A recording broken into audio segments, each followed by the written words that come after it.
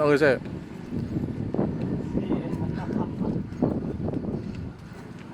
Kau nak friend? Bandung Panda, jembatan untuk menuju masjid Kecil Lemit. Are you ready?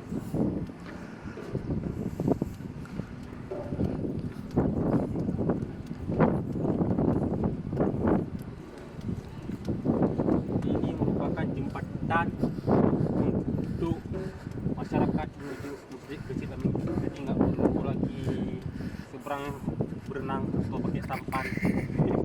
Udah ada jembatannya, difungsikan sebaik mungkin. Ini hanya khusus untuk pejalan kaki, tidak boleh lewat motor atau kereta, apalagi sepeda.